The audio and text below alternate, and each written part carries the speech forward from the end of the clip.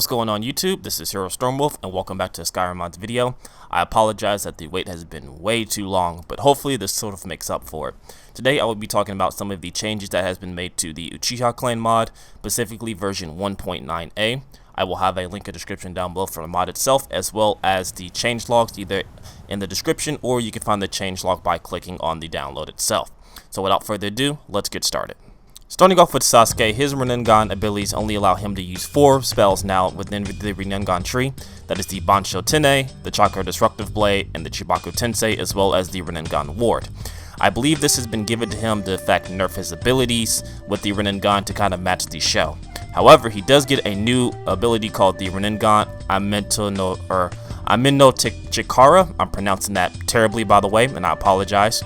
And what this allows him to do is to teleport to any actor within Skyrim. It will trade places with them unless they are already dead, in which case he will take over that position. I will show off an example of that now. Here, using a city guard, which you can see by the outline of the Rinnegan, I'm actually trading places with him, and the distance is pretty long, so you can use this to kind of give yourself either better positioning or if you need to escape through a doorway that an enemy is blocking. This doesn't work for things like dragons or anything like that.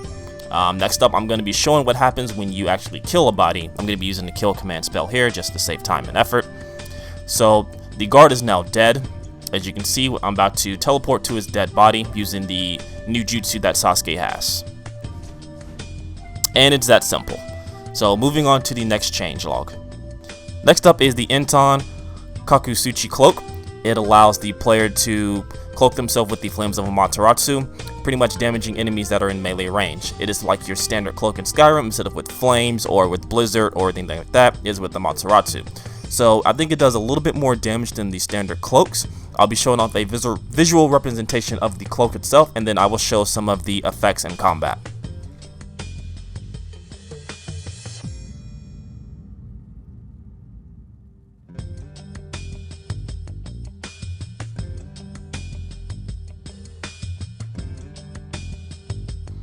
And now to be using a bandit is a visual representation of what it looks like in combat. As you can see, the bandit is encased in flames. It does pretty moderate damage. And this is a high level bandit, so to weak your enemies, their health will drain a lot faster, but I think it's very useful for those who get too close and need to either create some space or your regular melee attacks aren't doing enough damage. So very cool and very useful. I actually do like the visual effects of it. But that is the changes made to Sasuke.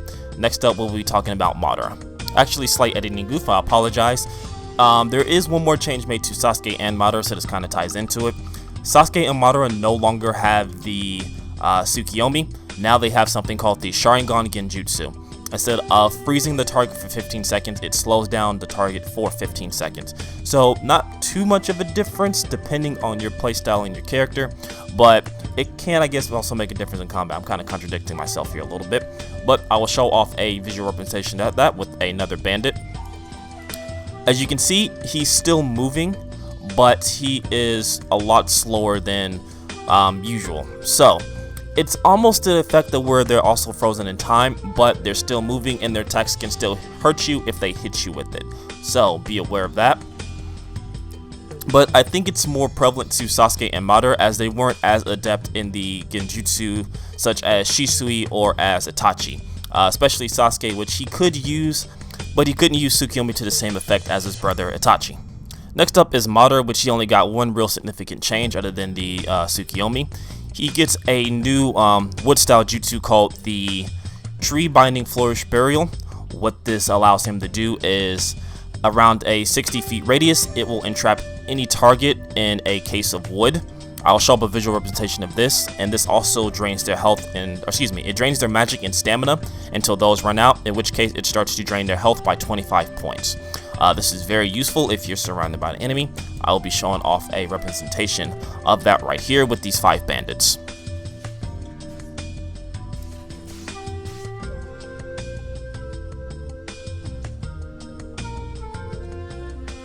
As you can see, the effect is very subtle in terms of its visual explosion, but you can see each of the bandits are now encased in wood. And they are frozen there for a good amount of time, and their health is also being, their magic and stamina is being drained, in which case their health will start to be drained once those run out.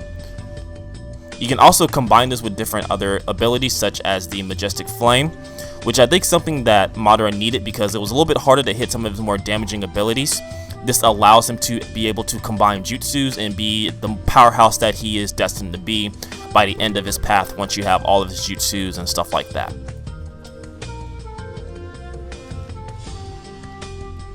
So all in all, that is really it for Madara's path. This and the change to his Tsukiyomi. There is one minor thing with the Gunbai. It no longer requires you to have the Rinnegan in order to craft it. All you have to do is complete the blindness quest and obtain the Eternal Mangekyo Sharingan. Next up, we have Toby's path, and there's no real significant changes here to the character itself other than a new change to the Kamui dimension. You can encase more enemies within the cage, and there is a new lever to the right. I accidentally pulled the left one because I'm an idiot, but to the right lever, when you pull it, you'll be able to summon flamethrowers into the cage itself. So this is just a better way to torture and kill enemies. Other than that, there's real no significant change to the character itself. One small note is that whenever you activate the Rinnegan with Toby's path, all spells have a 15% increase in magic, so be aware of that. So finally, we're going to be going over a little bit of the menu changes as well as a change to Amaterasu. In the mod configuration menu, you can change Sasuke's weapon of choice with his Susanoo to either a crossbow or a bow. I think he's kind of seen wield both, more so the bow and arrow than the crossbow, but it's more of player preference than anything, so I welcome the change. You can also increase the Amaterasu's limits. That's how many times you can use it within the menu itself. And the Amaterasu's hazard no longer affects people such as the unknown Uchiha and the unknown Senju. This is important to note because what I mean by not affect, it will not harm them no matter what level of the Amaterasu you use. So I'll try and show off an example of this with the unknown Uchiha so you can get a better visual representation of what I'm talking about if what I'm saying doesn't make any sense.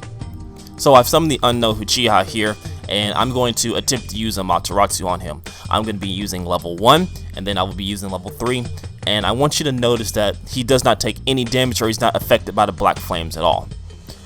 So as you can see, I tried to hit him with level 1. I'm going to charge fully to level 3. As you can see, even though he has the black flames cloaked around him, he still does not take any damage whatsoever. So that is something you need to be aware of if you're starting the path over again, or if you're new to the path that Amaterasu will not work on him. I got lucky, I did it before the change, so I was able to use Amaterasu. So that's going to do it for the Uchiha Clan mod version 1.9a. As more versions come out, I will try my best to make a video on it in a timely manner. If you guys enjoyed the video, I would appreciate it if you leave a like on the video and spread it around with your friends. This way the video goes out further and it actually shows more people that the Uchiha Clan mod exists and it's fucking cool. If you have any questions on the mod itself, I will try my best to answer it, or you can read the changelogs that are provided in the download link description, as well as the forum pages where you'll probably find most of your answers. I'll catch you guys in the next video. Take care.